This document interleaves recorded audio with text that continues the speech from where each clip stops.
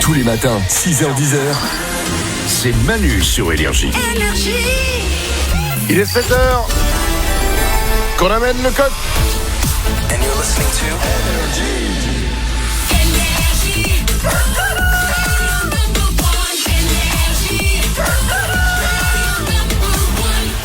Soyez les bienvenus parmi nous. C'est parti pour une nouvelle heure de radio plus ou moins contrôlée, approximative. C'est Manu sur Énergie. On va doubler votre salaire dans 5 minutes. On va écouter Katsa. Il y aura DJ Antoine aussi. Et on démarre avec les infos évidemment.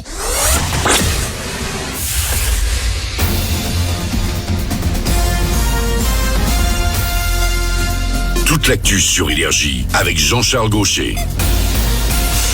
Bonjour Manu, bonjour à tous. La météo de ce mercredi avec le retour de gros nuages, de grosses gouttes de pluie aussi sur la quasi-totalité du pays. En fait, seul le quart nord-est restera au sec. On aura aussi quelques belles éclaircies pour la Bretagne avec quand même quelques averses aussi. Les températures un petit peu moins fraîches qu'hier. On a quand même quelques flocons ce matin sur le nord-est en principe. Cet après-midi, il fera 5 à Chaumont, 6 à Lyon, 7 à Rennes, 8 à Nantes, 10 à Albi, 11 pour Fréjus. On est perdu sur Internet. La panne mondiale qui a bloqué de nombreux sites et applications hier est réparée. Le problème venait en fait d'un géant américain de la sécurité sur le web. Spotify, ChatGPT ou encore des réseaux sociaux comme X sont restés indisponibles pendant plusieurs heures avant le retour à la normale dans l'après-midi. Environ un propriétaire sur 4 est concerné. L'État doit actualiser sa base de données concernant les critères pris en compte pour le calcul de la taxe foncière. Ça signifie une augmentation automatique de l'impôt pour quasiment 8 millions de foyers en 2026.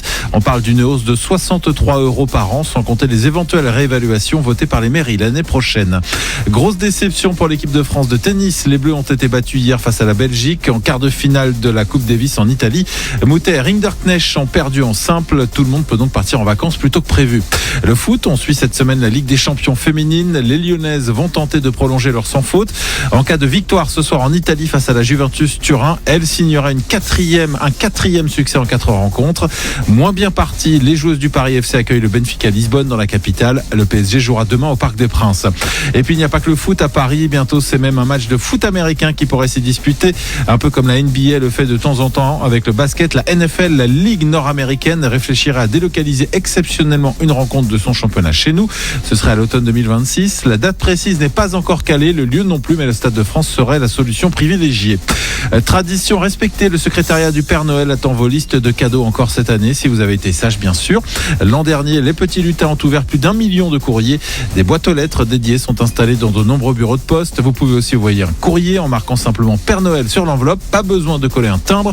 Ça marche également par mail, évidemment. La réponse est garantie. On termine avec le ciné, le programme des sorties aujourd'hui. 2 grosses sorties événements justement.